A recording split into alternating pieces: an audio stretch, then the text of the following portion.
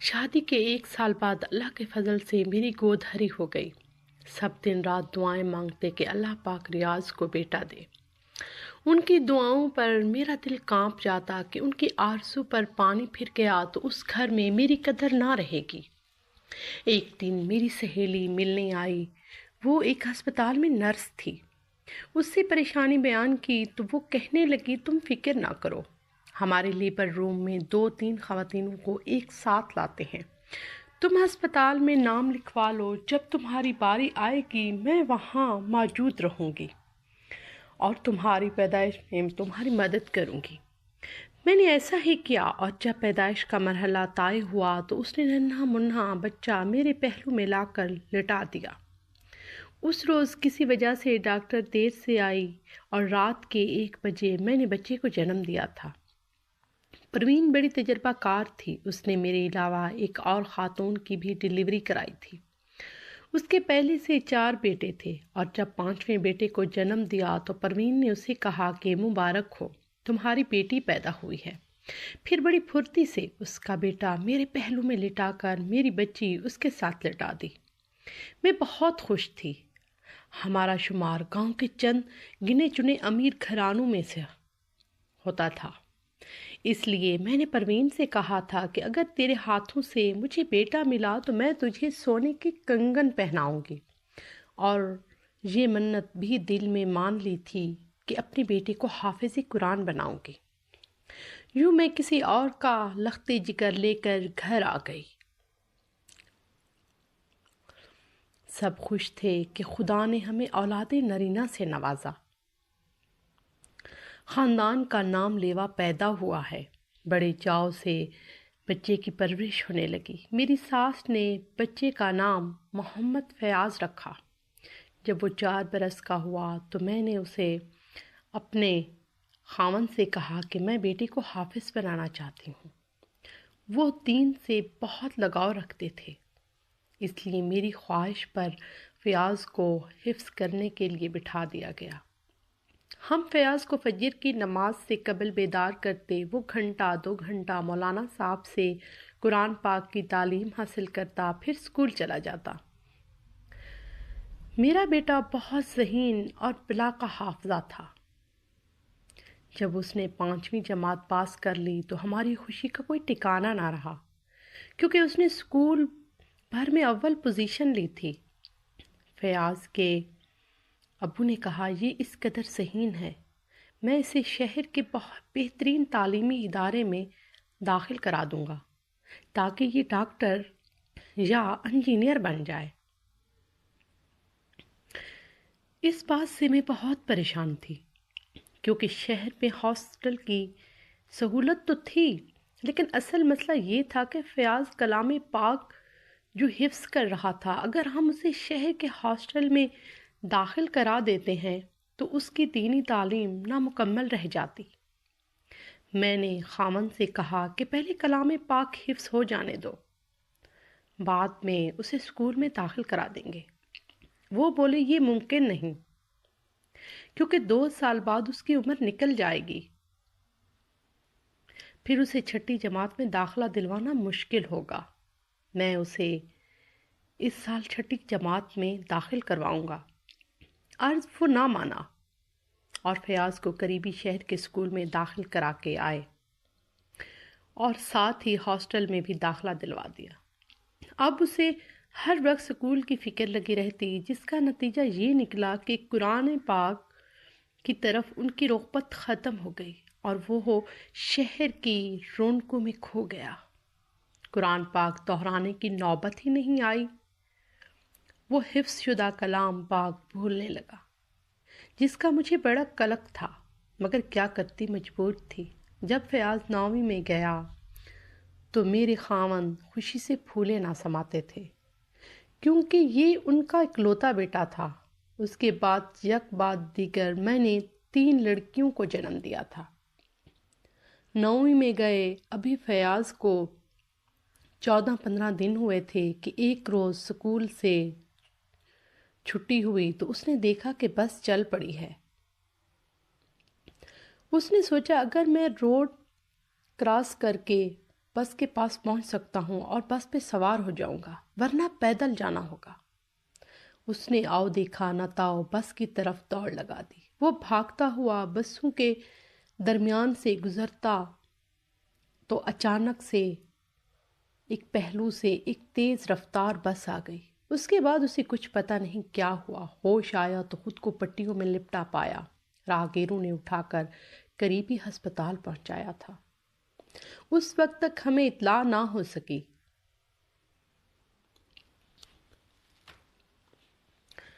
Doctor نے لاوارث جان کر ٹانگوں سے جو گوشت ادھڑ کیا گیا تھا اسے کھینچ کھچا کر ٹانکے لگا دیے، جس کا یہ نتیجہ نکلا کہ ایک دن میں ٹانگ کالی سیاہ ہو گئی۔ اس دوران بچے کی شناخت بھی ہو گئی۔ ہمیں اطلاع ملی تو ہم بھاگم بھاگ پہنچے۔ ڈاکٹروں نے کہا، میرے خامند کو ہدایت کی کہ اسے فوراً لاہور کے بڑے ہسپتال میں لے جاؤ۔ میری ساس شدید بیمار تھی، اس لیے فیاض کے ابو نے کہا کہ صبح لے کر جائیں گے، لیکن دوسرے دن تک دونوں ٹانکیں پھول چکی تھیں اور زخموں سے بو آ رہی تھی۔ تبھی وہ بیٹے کو فوراً لاہور لے گئے، جہاں ایک ماہر ڈاکٹر کی بھرپور توجہ سے میرے بیٹے کی جان بچ گئی۔ تاہم 6 ماہ ہمیں ہسپتال میں رہنا پڑا۔ فیاض گھر آ گیا مگر وہ ابھی چلنے کے قابل نہ تھا۔ علاج کے لیے اب بھی ہمیں ہر ہفتے شہر جانا پڑتا تھا۔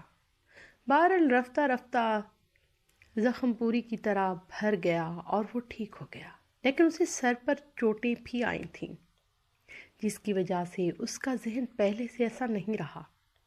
اب اس کو معمولی باتیں بھی دیر سے اور مشکل سے سمجھ میں آتی تھیں۔ 2 سال بعد اس کو کم سنائی دینے لگا اور مزید 1 سال بعد حالت ایسی ہو گئی کہ اگر کوئی کان کے ساتھ منہ لگا کر پورے زور سے بھی بولے تو معمولی آواز سنائی دیتی تھی۔ مجھے رہ رہ کر خیال آتا کہ میں نے جو منت مانی تھی اسے حافظ قرآن بناؤں گی، وہ پوری نہ کر سکی تھی۔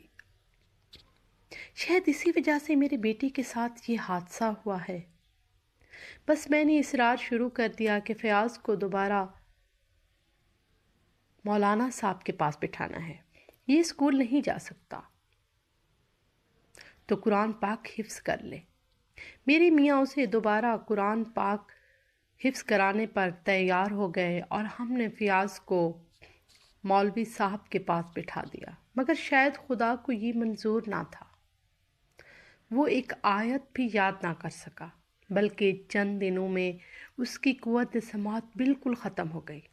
اب ہم اس کی طرف سے کلی طور پر مایوس ہو گئے۔ اس کی صورت دیکھ کے دل خون کے آنسو روتا تھا۔ میں رو رو کر دعائیں کرتی، اے اللہ ہماری مشکل آسان کر اور میری بیٹی کو صحت کامل عطا فرما۔ خیال آتا تھا کہ اللہ پاک نے مجھے بیٹی دی تھی اور میں نے کسی اور عورت کا لخت جگر دھوکے سے ہتھیا کر اس کی گود میں بیٹی دے دی۔ بیٹا حاصل کر کے بھی ہمیں سخت اذیت اور پریشانی کے سوا کچھ نہ ملا۔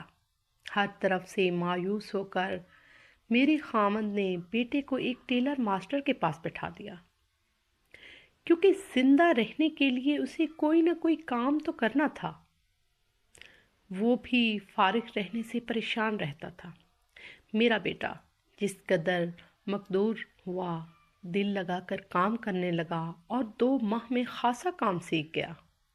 ہم نے اسے دکان لے دی، 2 کاریگر رکھ دیے تاکہ وہ ٹیلر ماسٹر کہلائے، لیکن سر کی چوٹ نے رفتہ رفتہ اثر دکھانا تھا۔ وہ گونگا نہیں تھا، لیکن گونگے سے بدتر تھا، کیونکہ اسے تو اشاروں میں بھی بات کرنا نہیں آتی تھی۔ شکر ہے وہ 8 جماعتیں پڑھ چکا تھا۔ کوئی خاص بات ہوتی تو وہ ہمیں لکھ کر بتاتا اور ہم بھی اس سے لکھ کر باتیں کرتے تھے۔ بچپن کے دوست اس سے دوستی چھوڑ چکے تھے۔ غیر تو غیر ہوتے ہیں، اب تو اپنوں نے بھی اس سے کنی کترائے جاتے اور اشاروں میں چند باتیں سمجھا کر گویا احسان عظیم کرتے تھے۔ اس کی ایک ٹانگ مڑتی نہیں تھی، اسی لیے چلتے ہوئے ایسا لگتا کہ گویا بندر اچھل رہا ہو۔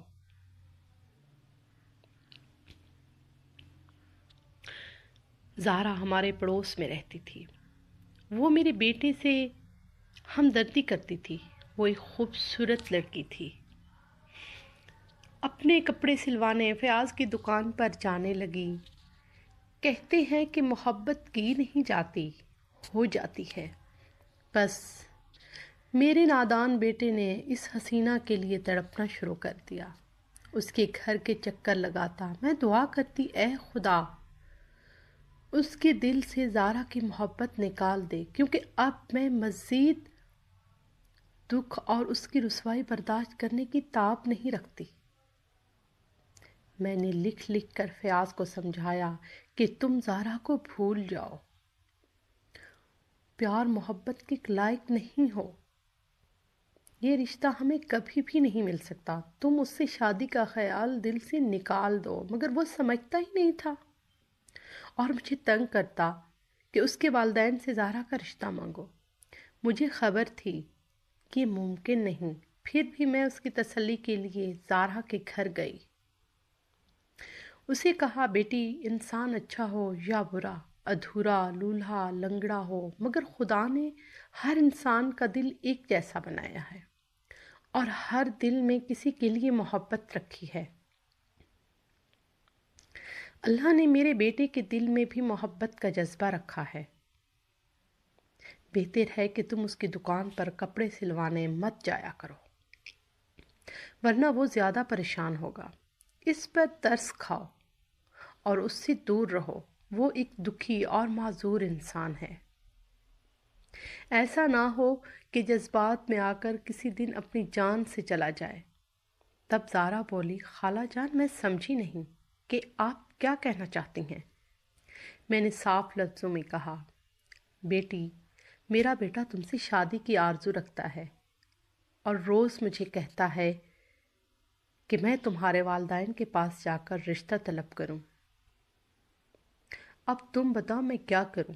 زہرا کو ایک جھٹکا لگا، پھر خود کو قابو پا کر وہ کہنے لگی، خالہ جان ہر انسان کو یہ حق ہے کہ وہ کسی کو پسند کرے یا شادی کی تمنا کرے، لیکن شادی بھی مخصوص حالات میں ممکن نہیں۔ آپ اسے سمجھائیے کہ یہ ممکن نہیں ہے، میں شادی کے لیے اسے منتخب نہیں کر سکتی، یہ میری مجبوری ہے۔ یہ بات تو میں بہت بار سمجھا چکی ہوں، مگر وہ سمجھتا ہی نہیں اور رونے لگتا ہے۔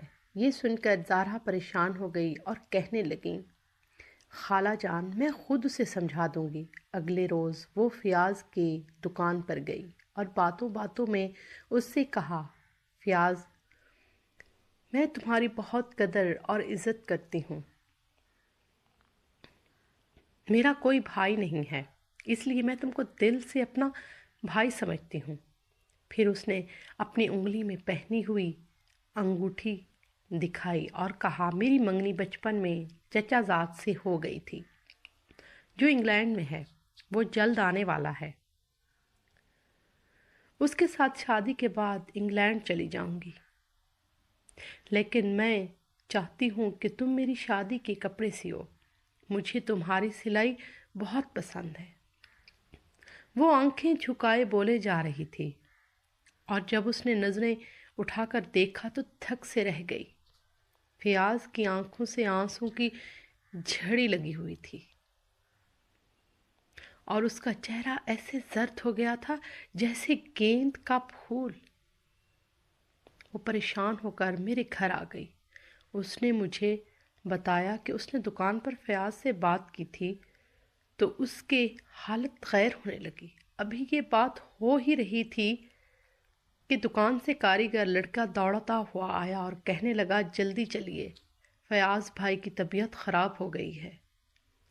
ہم دکان پر پہنچے ہی تھے تو لوگ اسے ہسپتال لے جا رہے تھے کیونکہ اس کی ناک سے خون نکل رہا تھا۔ خدا جانے وہ پہلے سے بیمار تھا یا زارا کی باتوں کا اثر لیا تھا۔ بہرحال اسے ہسپتال لے گئے۔ کچھ روز سے اس نے دوائیں بھی نہیں کھائی تھی۔ یوں میرا بیٹا ایک دن اچانک ہم سے دور چلا گیا۔ خدا نے اس کو اتنی ہی زندگی دی گئی، ہماری دعائیں بھی کام نہ آ سکیں۔ آج پروین نرس کے بقول تمہاری بیٹی بہت اچھے لوگوں میں پھل پھول رہی ہے اور عیش کر رہی ہے۔ اس کی شادی ایک امیر گھرانے میں طے ہو گئی ہے اور وہ امریکہ جانے والی ہے، اور ادھر فیاض اپنا جیون ہار چکا ہے۔ اس تجربے سے گزرنے کے بعد میں اس نتیجے پر پہنچی ہوں کہ ہمیں اللہ کی رضا پر راضی رہنا چاہیے، کبھی فطری کاموں میں مداخلت نہیں کرنی چاہیے، کیونکہ جو وہ کرتا ہے بہتر کرتا ہے۔ ہمارے چینل کو سبسکرائب کیجیے گا اور کمنٹ میں بھی بتائیے گا کہ آپ کو ہماری ویڈیو کیسی لگتی ہیں۔ شکریہ۔